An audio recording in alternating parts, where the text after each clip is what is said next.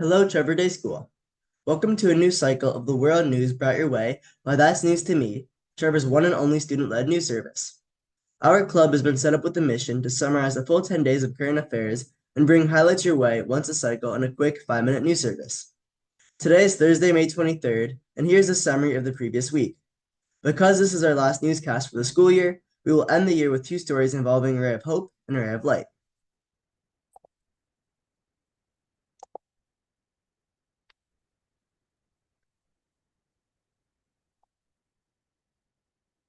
We will begin today's news service with a ray of hope towards a near-term solution to the catastrophic hunger and famine conditions in Gaza, as the U.S. military completes the positioning of the floating pier on the Mediterranean coast of Gaza. You will remember that on October 7th, 2023, the Gaza-based terrorist organization, Hamas, attacked the Israeli villages on the Gaza-Israel border, killing, raping, plundering thousands, and capturing over 250 Israelis who were taken to Gaza and held hostage. A full-scale public health crisis and a catastrophic famine rage is ensuing in Gaza.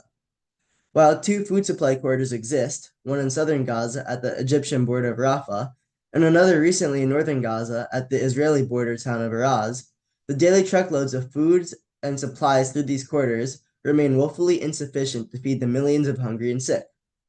On Thursday, May 17th, 2024, the Pentagon announced that the U.S. military had worked successfully the prior few weeks to create a floating dock in the Mediterranean Sea off the coast of Gaza City. The official military name of this dock is Joint Logistics Over the Shore, or JLOT.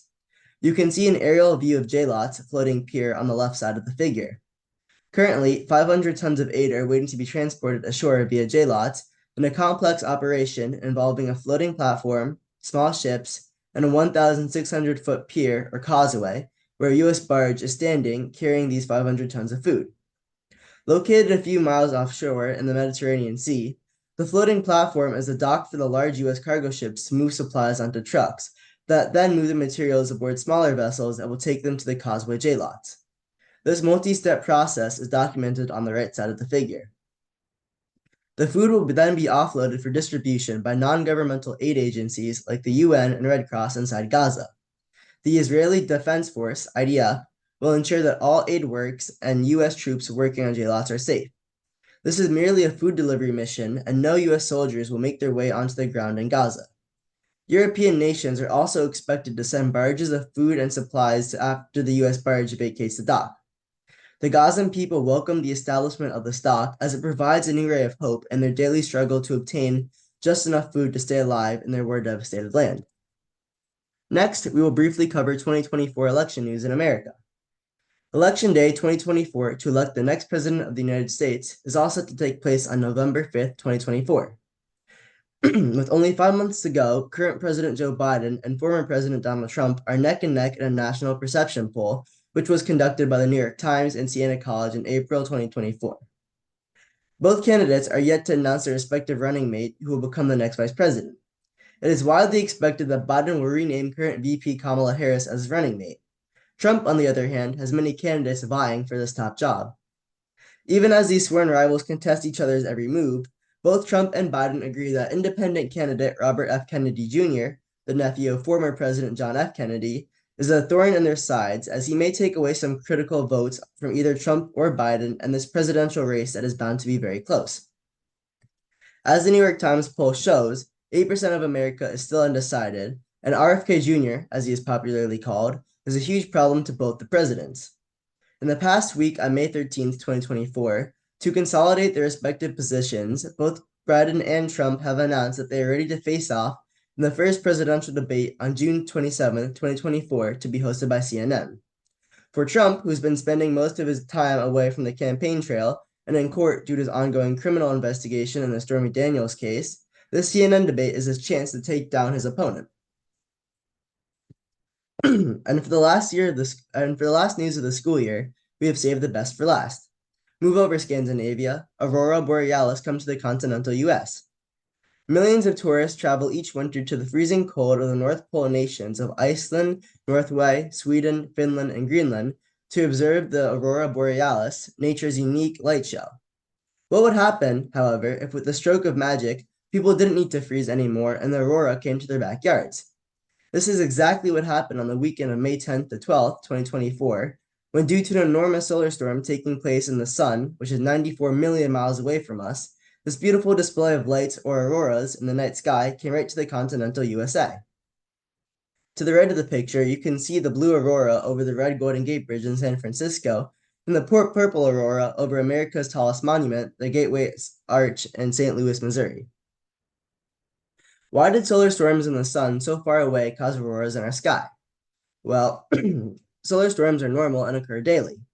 This is because as the sun goes through the chemical reactions to generate its own heat and light energy, it releases positively charged hydrogen ions called positrons.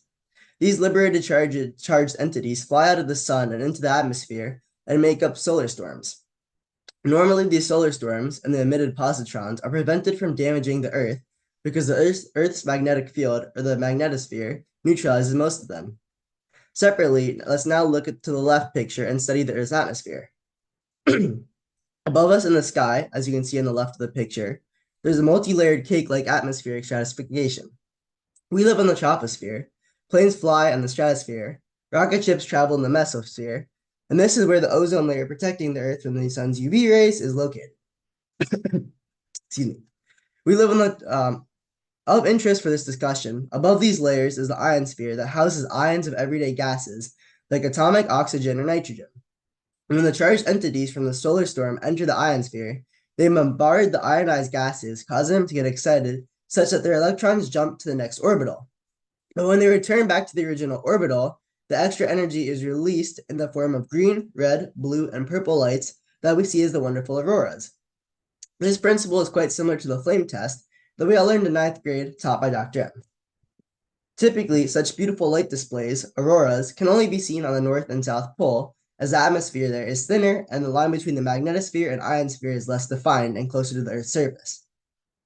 But on the weekend of May 10th, the solar storms were so heavy that they could not be contained in the Earth's magnetosphere and didn't just stop at the ionosphere, but instead penetrated through additional layers, making its way all the way into the stratosphere and showing Americans this beautiful display in their very backyards.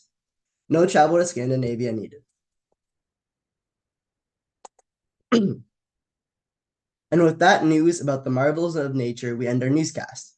This is our last newscast for the school year, so we sign off until September 2024.